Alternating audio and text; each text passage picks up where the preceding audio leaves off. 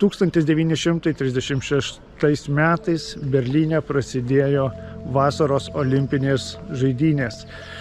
Jos prasidėjo rugpjūčio mėnesį, o tais pačiais metais jau Liepos mėnesį prieš buvo įkurta ši stovykla. Jie statė patys kaliniai. Tais pačiais metais Heinrichas Himmleris buvo paskirtas visos Vokietijos policijos vadovu, o Sachsenhausenas tapo pirmąją koncentracijos stovyklą, įkurta jam pertvarkant visą koncentracijos stovyklų sistemą. Ši stovykla buvo pavyzdinė stovykla visų koncentracijos stovyklų, joje buvo rengiami SS sargybiniai, taip pat čia buvo pagrindinė visų stovyklų administracija, nes ši stovykla randasi visai netoli Reicho sostinės Berlyno. Naciai siekė sukurti vietą, kurioje SS valdžia būtų absoliuti. Ne tik ginklų ar bausmėmis, bet ir pačia stovyklos architektūra. Kiekviena detalė buvo apgalvota taip, kad kaliniai nuolat jaustų visišką bejėgiškumą, o sargybiniai galėtų lengvai kontroliuoti kiekvieną jų žingsnį. Čia buvo rengiami būsimi SS sargybiniai, o stovykla tapo savotiškų modelių kitoms koncentracijos stovykloms. Per 9 jos gyvavimo metus pro stovyklos vartus perėjo daugiau kaip 200 000 žmonių. Iš pradžių čia daugiausia buvo kalinami Vokietijos piliečiai, politiniai nacių režimo priešininkai, komunistai, socialdemokratai, taip pat žydai, homoseksualūs asmenys bei žmonės, kuriuos naciai savo nuožiūrą priskyrė vadinamiesiems antisocialiems asmenims. Tačiau prasidėjus Antrajam pasauliniui karui, Sachsenhauseno kalinių sudėtis pasikeitė. Į stovyklą buvo masiškai deportuojami žmonės iš okupuotų Europos šalių, politiniai kaliniai, pasipriešinimo dalyviai, priverstinio darbo darbininkai ir sąjungininkų karo belaisviai. Stovykloje buvo plačiai naudojamas priverstinis darbas ir visai netoli nuo šios stovyklos buvo statoma didžiausia pasaulyje plytų gamykla. Ir kiekvieną dieną 2000 darbininkų iš šios stovyklos, ne darbininkų, o įkalintų aukų eidavo į tą plytų fabriką dirbti ir tai buvo baisiausia, kas jiems galėjo būti, nes ten nevaldomai siautėjo SS sargybiniai, jie tiesiog galėjo nužudyti bet kurį kalinį be jokios priežasties. Tarp kalinių plytų gamykla garsėjo kaip mirties vieta. Darbo krūvis buvo nežmoniškas, maisto nuolat trūko, o menkiausias jėgų praradimas galėjo kainuoti gyvybę. Šioje vietoje SS vykdė ir tyčinės žudimo akcijas. Sargybiniai pratinosi prie žiaurumo, mokėsi be gailesčio mušti, kankinti ir žudyti kalinius. Štai toks yra kankinimo įrenginys. Kalinį pririšdavo ir plakdavo botagais arba lazdomis. Čia įstatydavo kojas, kad negalėtų judėti, užlenkdavo ant šito suolo ir diržu per nugarą pririšdavo ir tada plakdavo jį.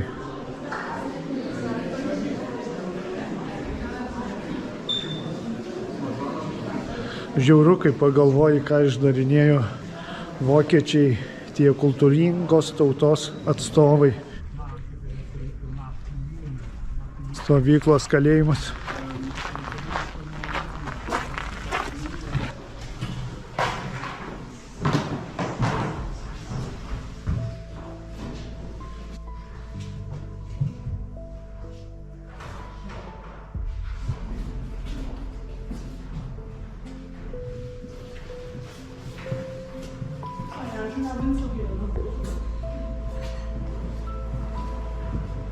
Štai čia tie stulpai, prie kurių pririšdavo aukas ir įvykdydavo egzekuciją.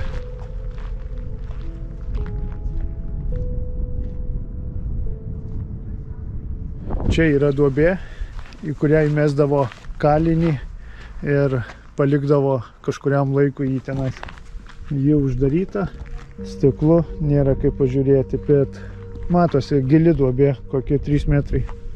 Kas čia per įrenginys, tai nežinau, bet irgi kažkoks kankinimo įrenginys. Žmonės būdavo marinami badu, kankinami, mušami ir žudomi. Tačiau net ir tarp daugybę žiaurių darbų ir bausmių Sachsenhauzene buvo viena vieta, kur iki šiol laikoma vienu ciniškiausių nacistinio režimo projektų. Stovykloje buvo įrengta vadinamoji batų bandymo trasa. Oficialiai ji buvo skirta išbandyti naujus kariuomenės batų, padus ir medžiagas. Vokietijos batų gamintojai, tokie kaip Salamander, norėjo išbandyti sintetinius odos pakaitalus ir guminius padus realiomis ekstremaliomis sąlygomis. Maždaug 700 metrų ilgio takas buvo padengtas įvairiomis dangomis – betonu, grindiniu, žvyru, skalda, smėliu ir purvu. Tokiu būdu buvo atkurtos įvairios sąlygos, su kuriomis galėjo susidurti vokiečių kariuomenė fronte. Kiekvieną dieną kaliniai turėdavo įveikti 10 kilometrų. Vėliau jiems buvo liepta nešti ir sunkius krepšius, pripildytus smėlio arba akmenų. Štai čia yra batų bandymo takas, kuriame atrinkti tie nelaimingi kaliniai turėdavo juo žygiuoti ištisas valandas su nepatogiais kareiviškais batais. Tie batai nutrindavo jiems kojas. Taip stipriai nutrindavo, kad netgi iki kaulo, bet tu negalėdavai tiesiog imti ir nukristi. Tie, kurie nebegalėdavo eiti, būdavo mušami. Daugeliu ši trasa tapo paskutiniu gyvenimo keliu. Vienas iš išgyvenusių kalinių vėliau prisiminė. Mus versdavo eiti ratu nuo ankstyvo ryto iki vėlyvo vakaro. Mano batai buvo 2 dydžiais per maži. Kiekvienas žingsnis skaldos danga atrodė lyg peilio dūris. Jei sulėtindavai tempą, SS sargybinis pradėdavo spardyti mane. Žmonės griūdavo tiesiai ant tako, o likusieji turėdavo eiti toliau. Tuos, kurie nepajėgdavo atsistoti ir eiti toliau, sargybinis juos nušaudavo.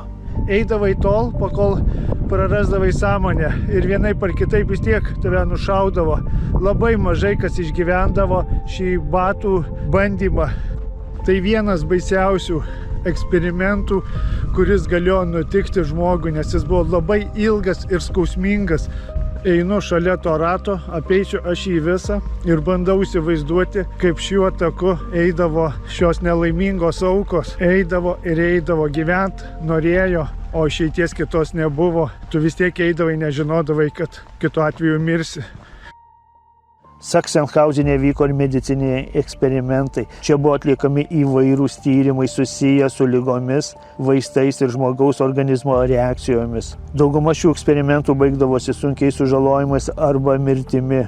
Vienas iš eksperimentų buvo garstyčių dujų panaudojimas. Naciai ruošėsi galimam cheminiam karui ir norėjo rasti efektyvų gydymą nuo garstyčių dujų sukeliamų cheminių nudegimų. Kaliniai būdavo nusivedami į specialiai įrengtas požeminės kameras arba laboratorijas. Jiems ant nuogų rankų ar krūtinės užglašindavo skysto iprito, garstyčių dujų koncentrato, arba priversdavo jį įkvėpti.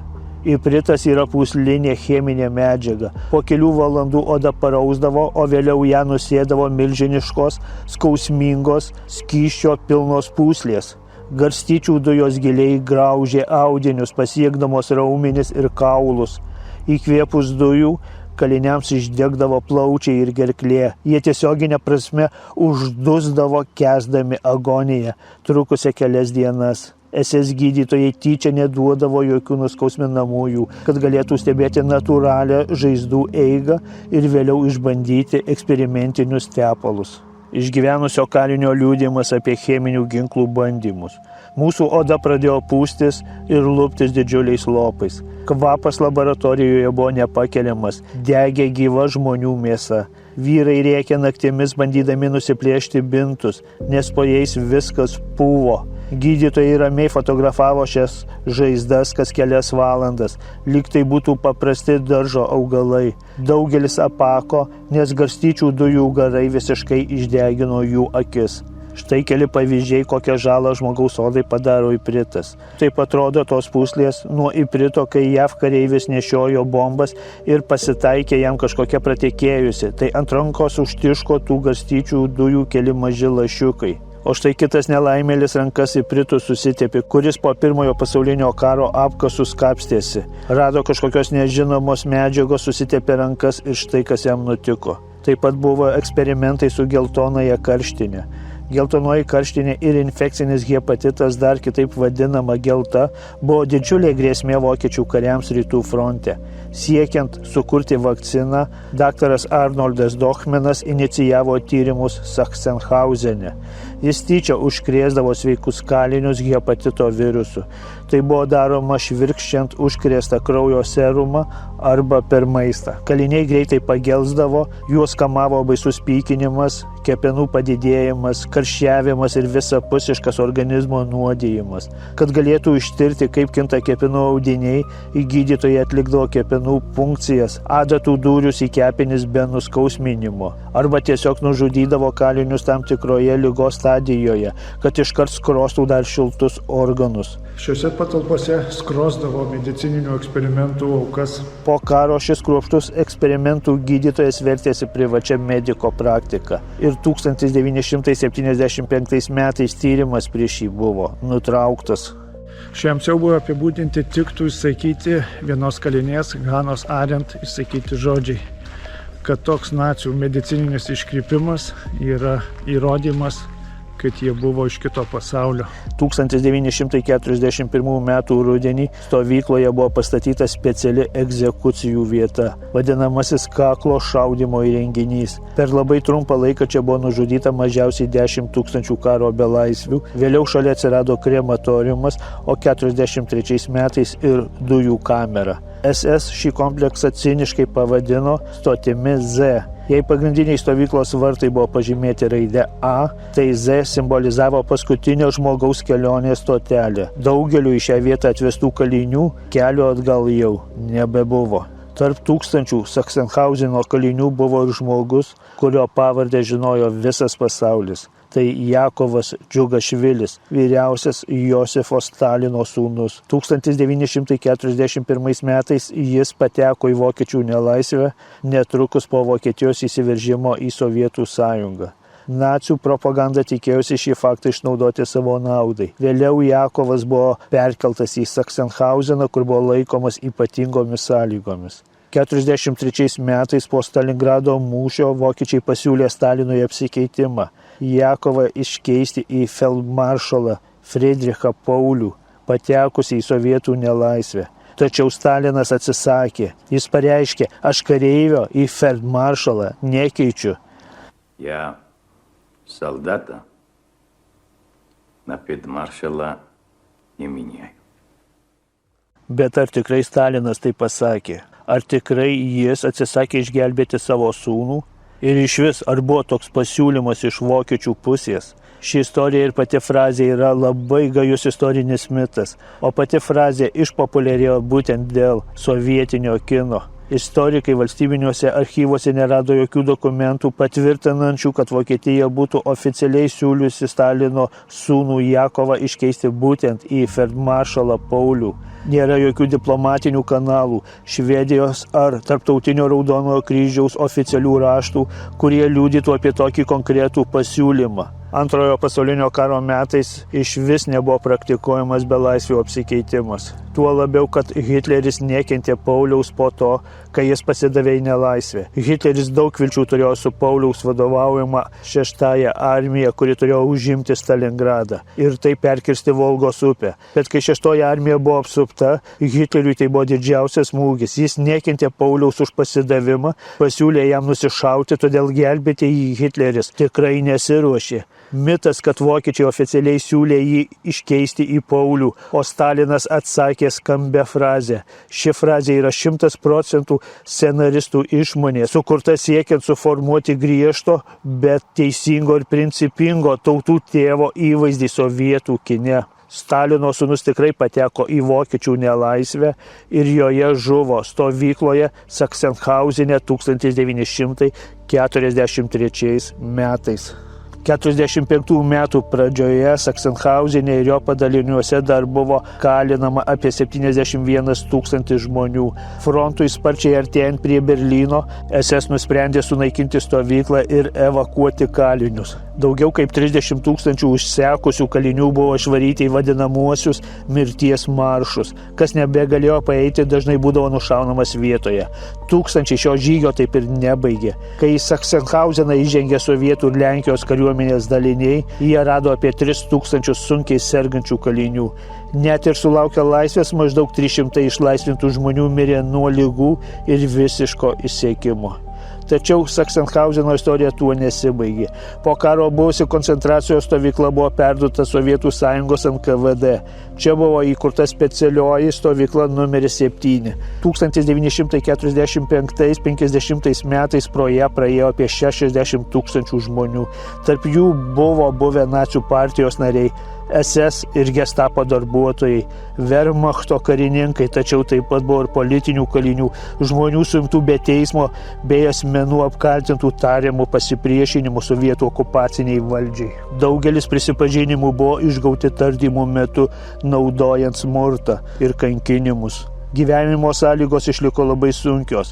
Barakai buvo perpildyti, trūko maisto, vaistų, drabužių ir šildymo. Dėl bado bei ligų per 5 metus čia mirė apie 12 000 žmonių, ypač daug aukų pareikalavo 47 metų bado žiema. Ši stovykla buvo visiškai izoliuota nuo išorinio pasaulio. Kaliniams nebuvo leidžiama susirašinėti su artimaisiais, todėl ji dažnai buvo vadinama tylos stovykla. Ir tik 1950 metų pavasarį specialioji stovykla buvo galutinai uždaryta. Dalis kalinių buvo paleisti į laisvę, kiti perduoti Rytų Vokietijos valdžiai tęsti bausmes. Šiandien Sachsenhausenas primena ne tik nacistinio režimo nusikaltimus. Tai vieta, kurioje vieną totalitarinį režimą pakeitė kitas. Ačiū visiems žiūrėjusiems ir ypatinga padėka mano Contribui rėmėjams. Atsisveikinu su jumis iki sekančio karto. Likite sveiki. Ate.